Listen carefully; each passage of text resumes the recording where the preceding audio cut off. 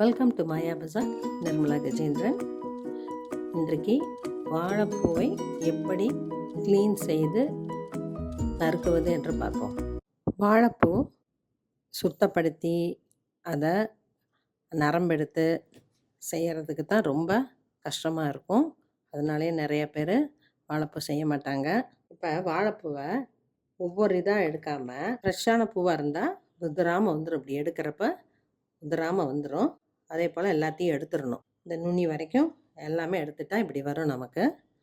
இதில் கையில் கொஞ்சம் எண்ணெயை தொட்டுக்கிட்டு இந்த ஒரு பூ மட்டும் இப்படி லேசாக தேய்ச்சி விட்டோம்னா நரம்ப ஈஸியாக எடுக்க வரும்.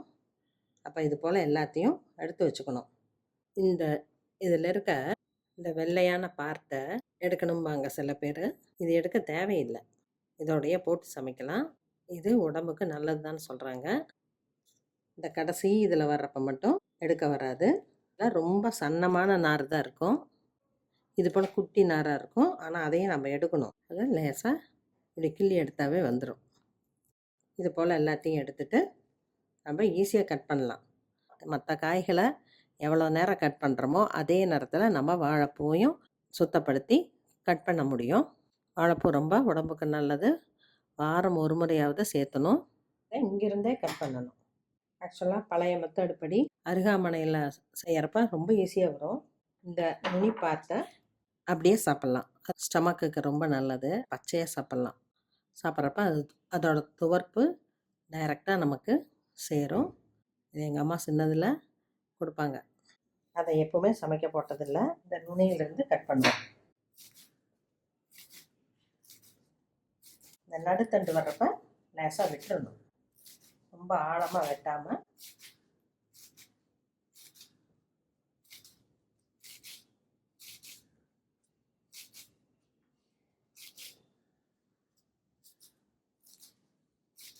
நமக்கு வெட்டுறப்ப தெரியும்.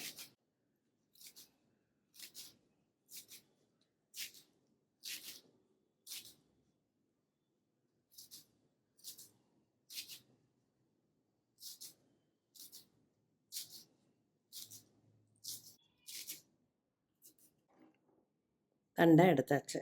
இதெல்லாம் 1-2 விட்டு போயிருந்தாலும் நம்ம கட் பண்ணிக்கலாம். இதெல்லாம் 1-2 நார் தெரிஞ்சாலும் எடுத்துடலாம். நல்லா பொடியாக வந்திருக்கு. இது தனித்தனியாக எடுத்துருந்தோம்னா இவ்வளோ சீக்கிரம் கட் பண்ண முடியாது. இந்த மெத்தடில் செஞ்சு பாருங்கள். மோர் கலந்த தண்ணியில் போட்டு வச்சிடணும். அப்போ அது கருக்காது. நம்ம இப்படியே வச்சோம்னா கருத்துரும். வாழைத்தண்டையும் தயிரோ மோரோ கலந்த தண்ணியில் போட்டு தான் யூஸ் பண்ணணும். தோலை சீவனை விட்டு காயை கழுவுறாங்க சில பேர். அது ரொம்ப தப்பு. முழு காயை கழுவிட்டு தான் சீவி உடனே கட் பண்ணிடணும். தோலுக்கும் காய்க்கும் இடையில நுண்ணியாக சத்துக்கள் இருக்குது. அதை வாஷ் பண்ணுறப்ப போயிடும். அப்புறம் காய் சமைக்கிறது எல்லாம் பாதி சத்து போயிடும்.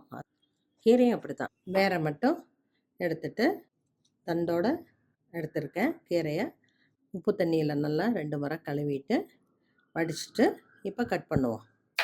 தண்டை கட் பண்ணுறப்பவே நமக்கு தெரியும் எலசாக இருக்கா முத்தலாக இருக்கா. முத்தலாக இருக்குன்னு ஃபீல் பண்ணுறப்ப அதை எடுத்துடலாம். இவ்வளவு பொடியாக கட் பண்ணிவிட்டு இதை போய் தண்ணியிலையே போடவே கூடாது. தண்ணியில் போட்டால் இதில் இருக்க நுண்ணிய சத்துக்கள்லாம் போயிடும். அதனால் இதை நம்ம ஃபாலோ பண்ணுவோம். உங்களுக்கு இந்த டிப்ஸை பிடிச்சிருக்குன்னு நம்புகிறேன். இது போல் சின்ன சின்ன டிப்ஸை நம்ம ஃபாலோ பண்ணால் ஹெல்த்தியான ஃபுட்டை சமைச்சு சாப்பிட்லாம்.